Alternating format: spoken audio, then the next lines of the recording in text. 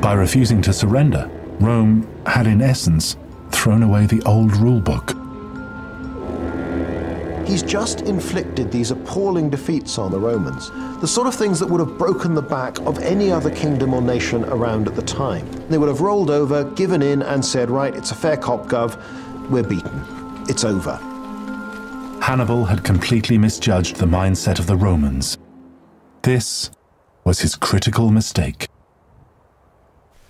The Romans are fighting a life or death struggle. That's how they see things. That's how they think. It's a completely different mindset to Hannibal. It's something he never really understands. As far as the Romans are concerned, there can only be one winner from this struggle.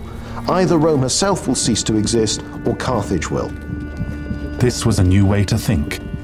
This was the Roman way.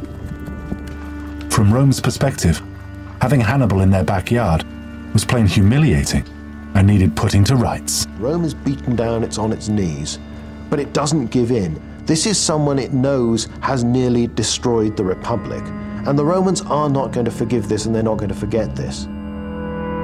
Very cleverly, they decide that the best way to fight Hannibal is not to fight him at all. So for the next 14 years, they leave him to traipse around the Italian countryside, vainly trying to goad the Romans into a fight. But they refuse to be drawn into another pitched battle. The Romans are denying Hannibal his greatest strength. He's got this terrific army. He's the most gifted tactical commander that the world has seen, and Hannibal can't use those advantages anymore unless the Romans actually offer their armies up for destruction. By refusing to be drawn into battle, the Romans had found Hannibal's Achilles' heel. His mercenary army was fine when fighting and winning battles, but no battles means new mercenaries become less inclined to join his army, and his core army gets weaker by the month. Hannibal's army gradually declines in size and in quality as the war goes on. The Roman armies keep on improving, so the advantage he has over them narrows. From the very start of the war, it gets less and less until it disappears altogether. The biggest blow to Hannibal, however, was the defection of his elite cavalry, the Numidians, just before the battle that would decide the outcome of the war between Rome and Carthage.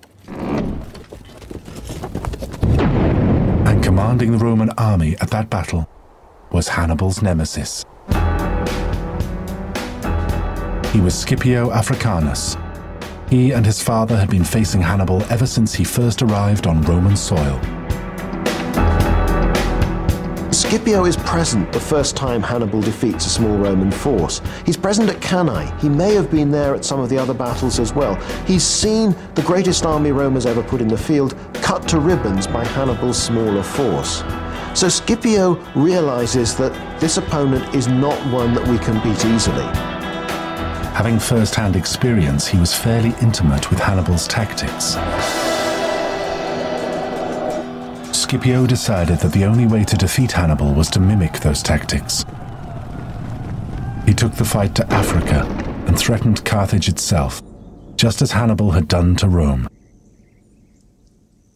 Hannibal was recalled from Italy to defend his home city. 16 years after Hannibal started the war, he and Scipio faced each other on the plains of Zama. Scipio does exactly what Hannibal has been doing to a long succession of Roman generals. And when Scipio comes up against the other Carthaginians, he outwits them and defeats them with almost disdainful ease, in the same sort of way that Hannibal had done things to the Romans in the early years of his campaigns in Italy. So Scipio is very ready for the confrontation with Hannibal. He's learnt from the master, and then it's just a question of whether or not he can actually beat Hannibal himself. But he's got the talent to do it, he's also got the army to do it. At the Battle of Zama, Hannibal's army lined up with a fresh supply of some 80 war elephants in front of his massed infantry and cavalry. Hannibal charged his elephants in an attempt to break the Roman lines. And it's now that he learns about the weakness of his terror weapon firsthand. Scipio has trained his army to deal with elephants in a very effective way. So Scipio at Zama gets his men to open lanes in the ranks of the army, so that the elephants simply go for the least line of resistance. They head through the gaps and head off behind the Roman army, and there they're killed, disposed of, or just get lost on their own. Worse still, some of his elephants became a liability as they turned and charged Hannibal's own men, causing mass panic. Then, using one of Hannibal's own trademark tactics, Scipio's cavalry, having driven off Hannibal's own cavalry, returned to attack Hannibal from the rear.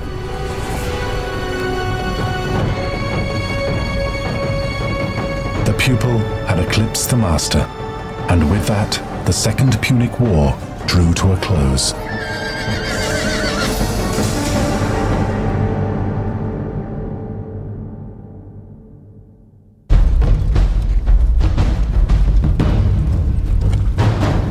The bitter twist to Hannibal's story is that although he set out to defeat Rome, the threat he posed forced her to become bigger, better, and badder than ever before. Hannibal had created a monster, a Rome bent on destruction, and a Rome who wouldn't easily forgive or forget what Hannibal had almost done.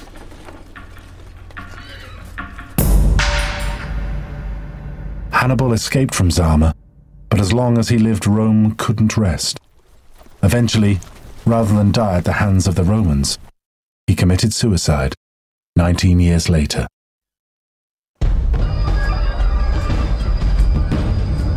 The last obstacle to a complete Roman victory had been removed, and in a third and final Punic War, Rome finally attacks the city of Carthage itself.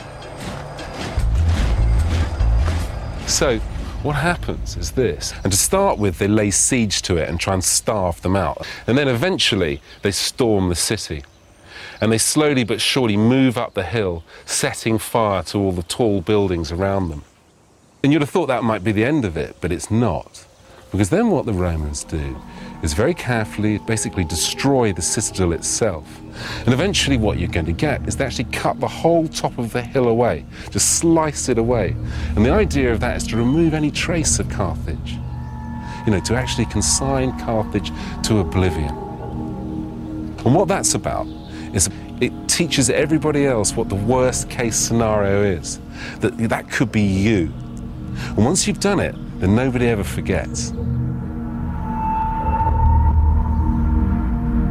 Rome at last is really ready to become the sort of Mediterranean superpower.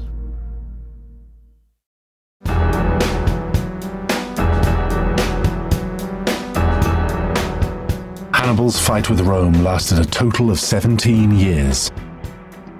While attempting to gain recognition and glory for Carthage, he inadvertently created a new kind of power.